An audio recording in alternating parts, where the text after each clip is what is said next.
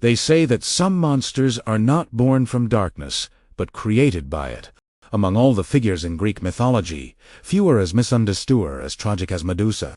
Known today as a terrifying creature whose gaze turned people to stone, Medusa's story did not begin with snakes for hair or a curse of monstrosity. It began with beauty, devotion, and a fate shaped by the cruelty of gods. Medusa was once a mortal woman. Unlike her immortal sisters, Steno and Ura, ancient poets described her as extraordinarily beautiful, with hair so radiant that it drew admiration wherever she walked. She served as a priestess in the temple of Athena, goddess of wisdom and war, and took a sacred vow of chastity. To Medusa, the temple was not merely a place of worship, it was a sanctuary, a promise of purpose and protection under the gaze of the gods. But the gods of Olympus were rarely gentle with mortals. Poseidon, god of the sea, noticed Medusa's beauty and desired her. In some versions of the myth, he pursued her relentlessly. In others, he forced himself upon her within Athena's temple itself. Regardless of the version, the result was the same. Medusa was violated in the very place meant to protect her. Athena's response sealed Medusa's fate. Rather than punishing Poseidon, whose power rivaled her own, Athena turned her wrath toward Medusa. Some say it was jealousy. Others say it was the rigid logic of divine law. Medusa's presence had defiled the sacred temple. Whatever the reason, the punishment was swift and merciless.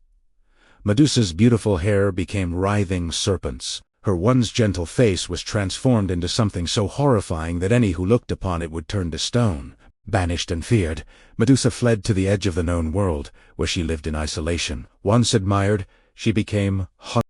Heroes did not see a victim of injustice. They saw a monster. Yet beneath the curse, Medusa remained painfully aware of what she had lost: her humanity, her future, and her voice. The power in her gaze became both her shield and her prison, protecting her from further harm while condemning her to eternal solitude. Years later, the hero Perseus was sent to kill her. Armed by the gods themselves, he was given a mirrored shield by Athena, winged sandals by Hermes, and a blade sharp enough to sever a monster's head. While Medusa slept, Perseus approached carefully, never meeting her eyes, and struck. Even in death, Medusa's power endured.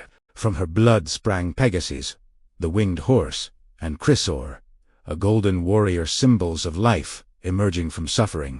Perseus carried Medusa's severed head as a weapon, using it to turn enemies to stone. Athena later placed the head upon her shield, the Aegis, transforming Medusa into a symbol of protection.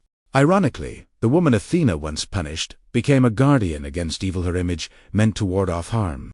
Today, Medusa's story is often reinterpreted. No longer just a monster, she has become a symbol of injustice, survival, and the cost of divine power imposed upon the powerless. She represents those punished, not for wrongdoing, but for being vulnerable in a world ruled by forces beyond their control. Her gaze, once feared, is now seen as a reflection of rage, grief, and the demand to be seen and believed. The tragedy of Medusa lies not in what she became, but in why she became it. Her myth reminds us that history and mythology is often written by the powerful, while the suffering of the innocent is buried beneath labels like monster and curse. Medusa was not born evil. She was made so by betrayal and silence. And perhaps that is why her story still endures, not because she turns people to stone, but because her myth forces us to confront uncomfortable truths about power, blame, and compassion. Thank you for watching, and for taking the time to listen to one of mythology's most tragic stories.